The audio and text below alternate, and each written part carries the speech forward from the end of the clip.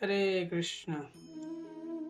कई बार लोगों का प्रश्न आता है कि मन को शांत कैसे करें, मन को शांत कैसे रखा जाए, कि ये मन बड़ा चंचल है ना। तो शांत रखने का उपाय क्या है? भगवान भगवत गीता में अध्याय 2 श्लोक संख्या 56 में बताते हैं कि दुखे स्वनुविग्रमना सुखे सो विगति स्पृहा बीतराग भय क्रोध स्थिति धीर मुनि उच्यते।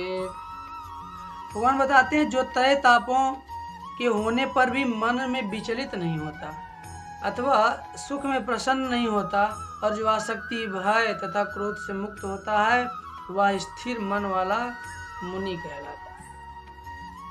बहुत सुंदर। मुनि मतलब जो मनन करता रहता हमेशा, हाँ, भगवान के बारे में मनन करे, चिंतन करे, वो मुनि कहलाता है। तो यहाँ बता रहे हैं कि जो तीनों तापों से, दैहिक दैविक भौतिक, ये 3 प्रकार के तापों से कभी विचलित नहीं होता। अभी बड़ा मुश्किल है 3 तापों से विचलित ना होना, ये सबके बस की बात नहीं है। ये वही हो सकता है जो भक्त है। ये 3 ताप सबके जीवन में आते हैं। इस संसार में जितने लोग हैं ना, सबके जीवन में 3 ताप आने ही वाले हैं, दैहिक दैविक भौतिक, है ना। लेकिन जो भक्त होते हैं ना, वो भक्त भगवान की कृपा के रूप में इस तापों को लेते हैं। ये जो भी मेरे जीवन में हो रहा है ये भगवान की कृपा है, नहीं तो मेरे किसी न किसी कर्म है ना। भगवान मुझे और निखारना चाहते हैं, इसलिए ये सब ताप मेरे जीवन में आ रहे हैं। ये ताप होते हुए भी जो कभी दुख में दुखी और सुख में सुखी ना हो, बड़ी कठिन बात है कि अगर किसी के पास सुख आया प्रसन्न ना हो और दुख आया तो दुखी ना हो, है ना, तब जाकर वो मुनि है, तब उसका मन शांत हो सकता है, नहीं तो नहीं होगा। सुख आया तो प्रसन्न होकर नाचने लगा, दुख आया तो रोने लगा। ऐसा व्यक्ति कभी भी मन से शांत नहीं हो सकता। और आसक्ति, ये जितनी भी आसक्ति संसार में, समाज में हमारी है ना, धन में, संपत्ति में, परिवार में, देश में, ये जितनी भी आसक्ति, वस्तु विशेष जो भी है, जितनी आसक्ति है, उन आसक्तियों से जब तक मुक्त नहीं होंगे मन शांत नहीं हो सकता है। क्रोध से बड़ा मुश्किल है, क्रोध के ऊपर विजय प्राप्त करना।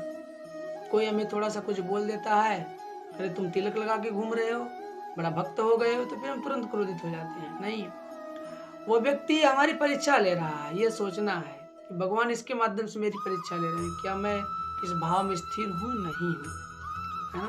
तब जाकर के हम अगर क्रोध पर विजय प्राप्त कर लेते हैं तो मन शांत में रह सकता है। और बताते हैं कि भय, जिसको किसी प्रकार का भय ना हो, है ना, अभी खाने का भय हो जाएगा, आज का दिन कैसे चला, कल का कैसे आएगा, है ना। मृत्यु का भय हो जाएगा। भय तो मृत्यु का सबको होता है, लेकिन चलते फिरते लोगों का भय, घर से निकले तो मरने का भय है ना, भोजन न मिले उसका भय है, किसी के यहाँ काम करते उसका भय है, तमाम प्रकार का भय है ये। तो संसार में भय से मुक्त रहेगा व्यक्ति, वही जो है मन शांत रख सकता है। और इन सब परिस्थितियों से मुक्त होना बड़ा मुश्किल है, लेकिन एक सरल उपाय भी है जो बिल्कुल रामबाण है। भगवान कृष्ण में अपने मन को लगा देना, भगवान कृष्ण की भक्ति में, उनके चिंतन में, उनकी कथाओं के चिंतन मनन में अपने मन को लगा देना। निश्चित ऐसा एक दिन आएगा कि हमारा मन हमारे बस में शांत हो जाए, हमारा मन शांत हो जाएगा। और जब मन शांत हो जाएगा ना, आप कुछ भी आगे पीछे चलता रहे, है ना, हाथी चले बाजार, कुत्ते भौंके हजार, कुछ भी हो, आप बिल्कुल शांत और स्थिर बुद्धि से अपने आप सब कार्य कर पाओगे। ये स्थिति आएगी। तो हम सबको ये स्थिति प्राप्त करने का प्रयास करना चाहिए। नहीं तो संसार में कितना भी धन होगा, संपदा होगी, हमारे पास पुत्र परिवार ढेर लगा होगा, लेकिन मन शांत नहीं हो सकेगा जब तक वो मन भगवान कृष्ण के चरणों में न लग जाए सदैव सदैव। इसलिए सदैव भगवान कृष्ण के पवित्र नाम का कीर्तन करें, जो इस कलयुग का आधार है। हरे कृष्ण कृष्ण कृष्ण हरे हरे, हरे राम राम राम हरे